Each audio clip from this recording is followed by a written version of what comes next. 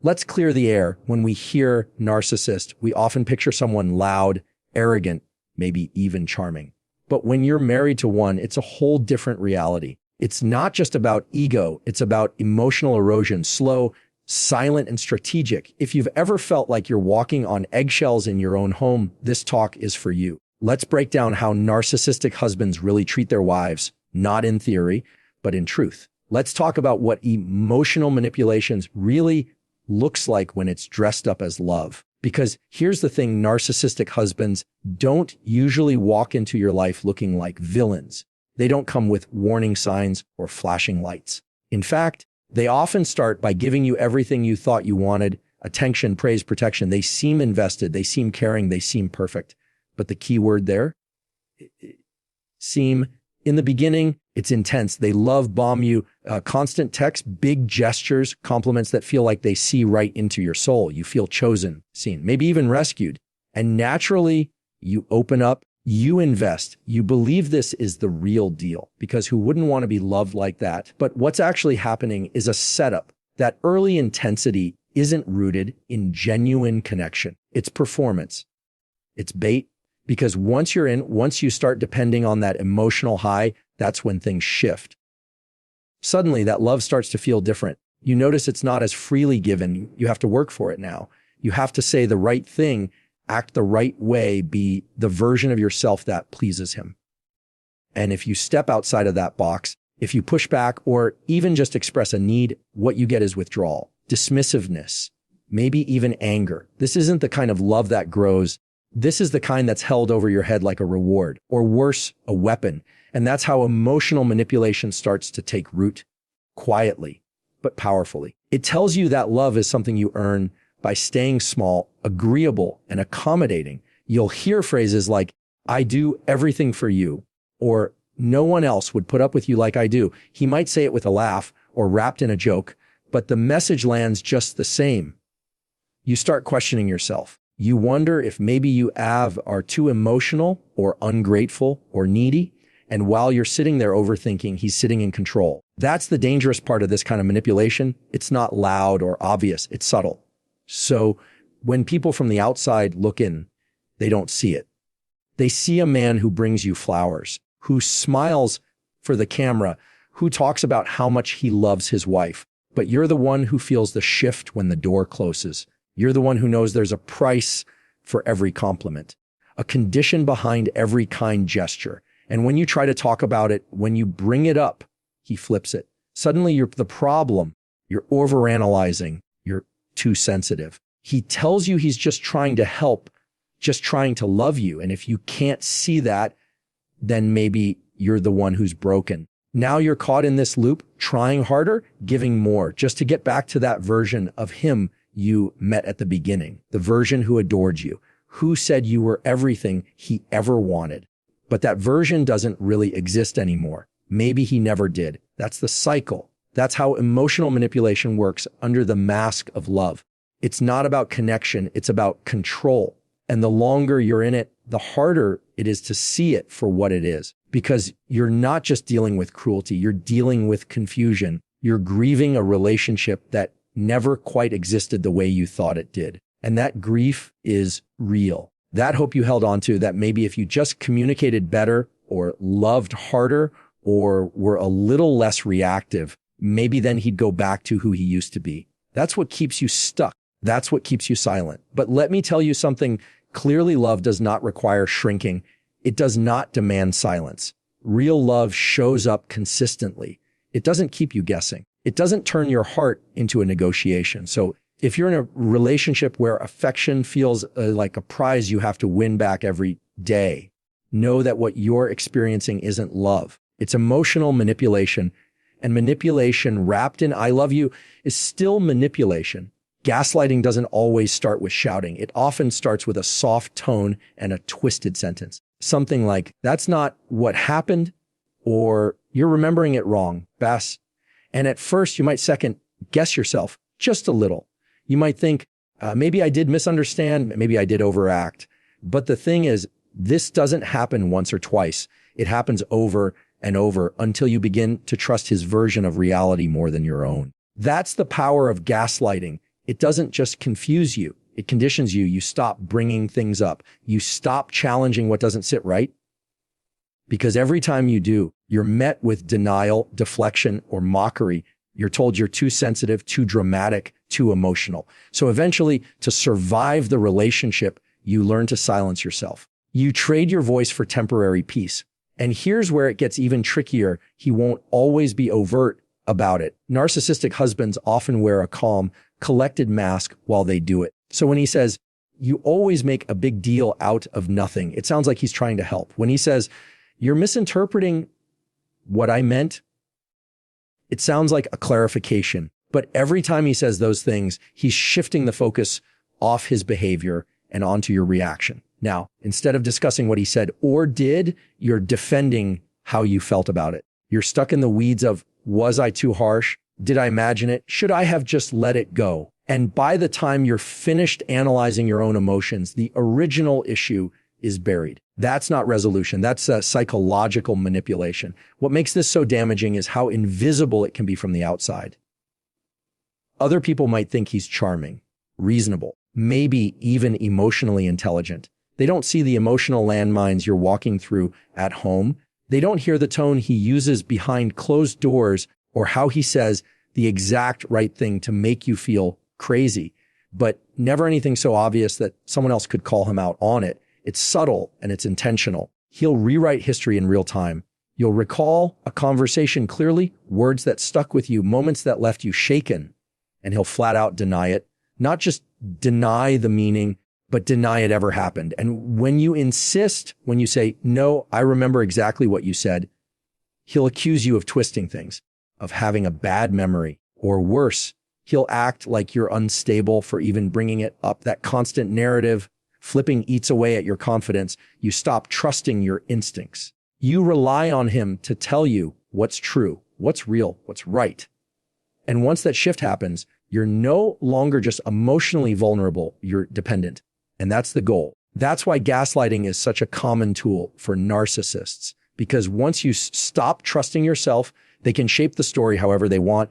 They get to be the calm one, the rational one, the misunderstood one, and you're just too much. But let's be clear, being emotional isn't a weakness. Reacting to disrespect doesn't make you unstable. Having boundaries doesn't mean you're controlling. These are narratives narcissists use to flip the script and make you question your own worth. And when you try to explain this to someone else, maybe a friend, maybe a therapist, you might struggle to find the words, because gaslighting isn't always what was said. It's how it was said. It's the smirk, the sigh, the slow condescending tone that leaves you feeling small, even when the words themselves seem harmless on paper. You don't walk away from those interactions angry. You walk away confused. And confusion is the sign. That's the feeling gaslighting leaves behind.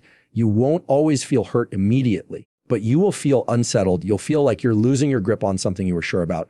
And that's by design. Because if he can keep you doubting, he can keep control. So when your reality starts to feel foggy, when you're always apologizing, but can't even remember what for, when your memory becomes a courtroom and he's always the one winning the case, don't ignore that. That's not a communication problem.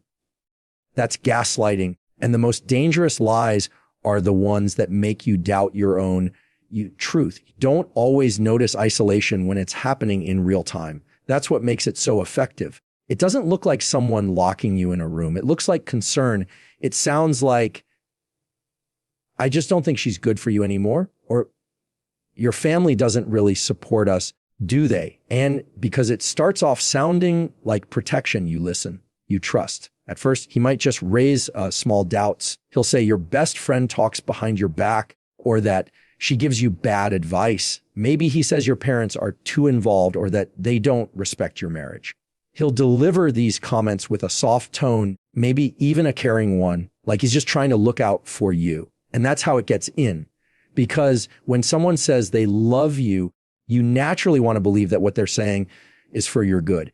But over time, the pattern becomes clear. The people who've been part of your support system, your sounding board, your safe space, start to seem unsafe, unreliable or unnecessary. And little by little, you start pulling away. You cancel plans. You stop calling. You don't share as much because now when you do, he questions it. He criticizes. He plants seeds of doubt. So you stop reaching out, not because you want to, but because it's just easier not to. Then you look up one day and realize you're alone. Isolation doesn't always feel like prison. Sometimes it feels like peace because there's less conflict, less tension.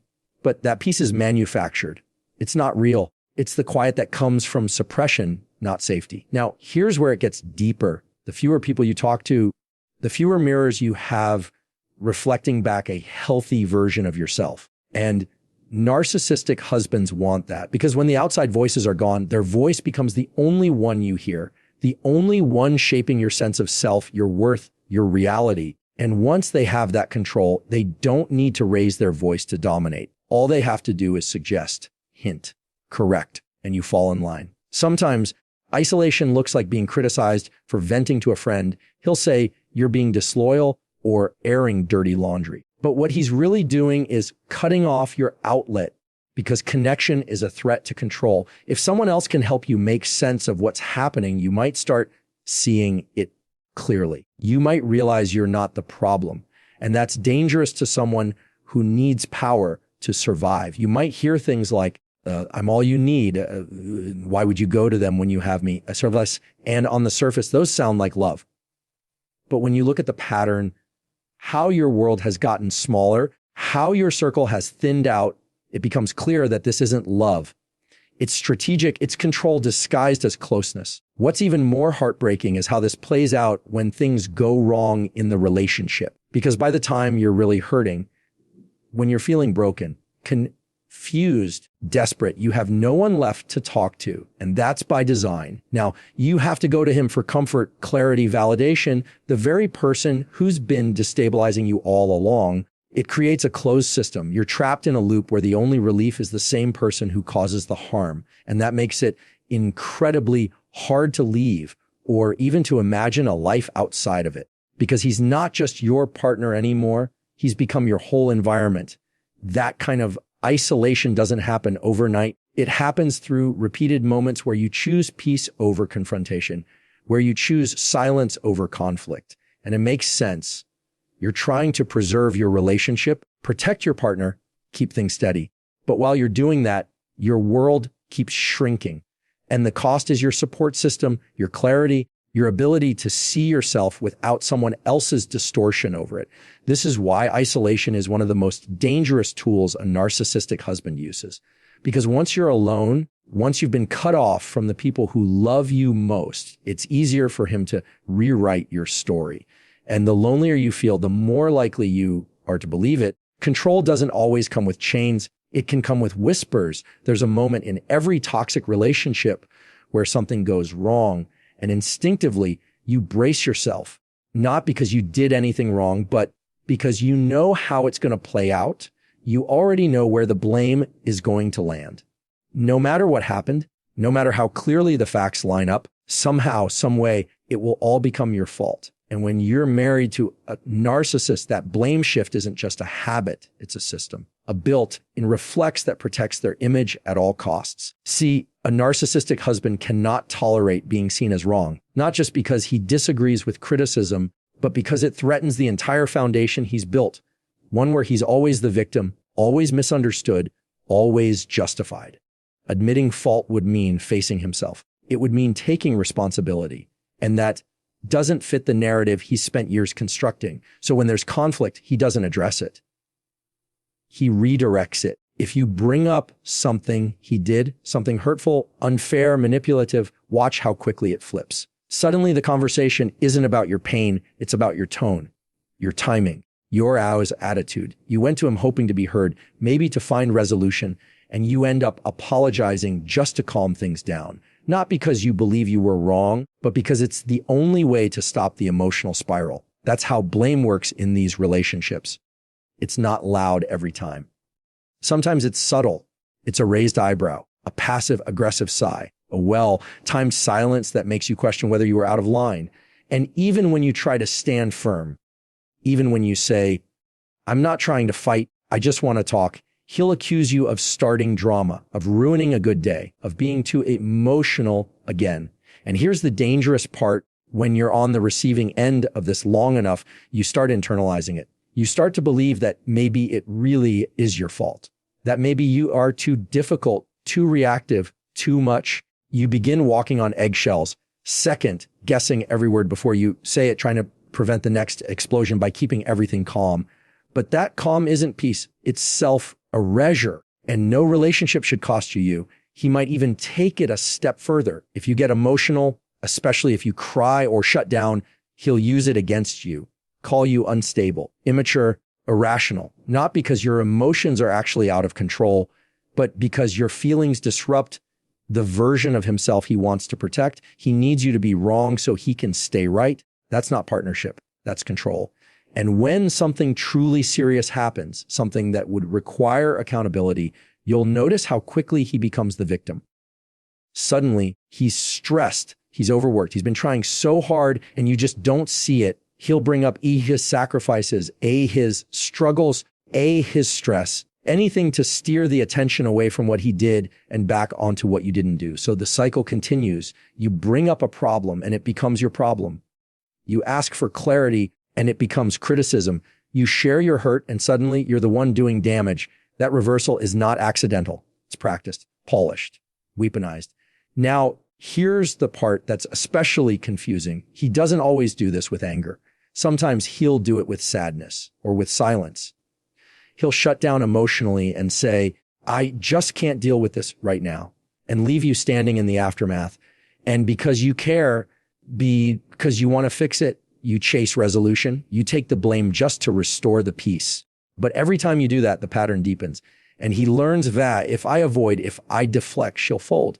She'll carry it, and you do, over and over again. But carrying his blame doesn't make the relationship stronger. It makes it heavier for you. And there's only so long you can keep holding what was never yours to carry in the first place. Because when one person refuses to take responsibility, the other ends up holding the whole relationship alone. Intimacy in a healthy relationship is about connection. It's not just physical, it's emotional, verbal, even spiritual at times. It's the space where two people feel safe enough to show up fully and honestly. But when you're married to a narcissist, that space starts to feel more like a performance stage, and intimacy becomes something transactional, something earned, controlled, and withheld. A narcissistic husband doesn't just use affection to connect, he uses it to condition. If things are going his way, if you're compliant, agreeable, quiet, then he can be affectionate. He can be warm, even generous. But if you speak up, if you express frustration, set a boundary, or heaven forbid, question him, watch how quickly it's all taken away. He won't raise his voice. He won't slam a door. He'll just go cold emotionally, physically, sometimes for days. You'll find yourself in these silent stand-offs where he won't touch you, won't talk to you, won't even look at you with warmth. And it's not because he's processing or needs space. It's because he knows the silence affects you. He knows the emotional distance triggers something deep. Because deep down, you want connection. You want resolution. And he knows that eventually you'll break the silence. You'll apologize. You'll reach out. You'll try to make it right, even if you weren't wrong. That's the power in withholding. And when it comes to physical intimacy, it's no different. You might feel like you're never sure what version of him you're going to get. Some days, he's engaged, charming, attentive. Other days, he's distant, disinterested, cold. And the worst part, he won't tell you why. He won't communicate. He'll just let you sit in the confusion. And when you try to bring it up, you'll be met with sarcasm, denial, or blame. You might hear things like, "You're the one who's never in the mood," or "I don't want to be with someone who's always nagging me." And just like that, your effort to connect becomes ammunition against you. So you stop bringing it up. You stop asking. And that's exactly the point. What happens next is this quiet erosion. You start interpreting his moods, walking on emotional tiptoes, trying to avoid doing anything that might shut him down. You become hyper aware of what makes him affectionate and what makes him retreat. And slowly, without realizing it, you start adjusting your behavior, not to be more connected, but to avoid punishment. Because that's what this is. It's punishment. It's intimacy being used as leverage He's not withholding affection because he's unaware of your needs. He's doing it because he knows exactly what you need, and he chooses not to give it to you. This is how control hides in the everyday, in the bedtime routine, in the way he pulls away from your touch, in the way he withholds compliments, encouragement, warmth. And when he does give it, when he finally wraps his arms around you, when he says something kind, you feel relief, not joy, not connection. There's relief because you've finally done enough to earn his attention again. And let's talk about the silence, the deep, thick silence that follows any conflict. That isn't space. That's a weapon. It's used to make you question your worth, your impact, your place in his world. He knows the silence is louder than yelling. He knows it leaves you anxious, unsettled, wondering if you'll be forgiven, wondering if you should have kept your mouth shut. And so next time, maybe you will. That silence teaches you to shrink, to stop bringing things up, to stop asking for more. And little by little, you disappear inside the relationship. Your voice gets quieter. Your needs get smaller. And still, he calls it love. But love doesn't starve you. Love doesn't go quiet just because it doesn't get its way. Love doesn't treat affection like a paycheck you have to earn after every disagreement. So when you're in a marriage where the connection is conditional, where physical touch feels like a reward and silence is used to punish, you're not being loved, you're being managed. And no one should have to earn affection just to feel safe. If you've found pieces of yourself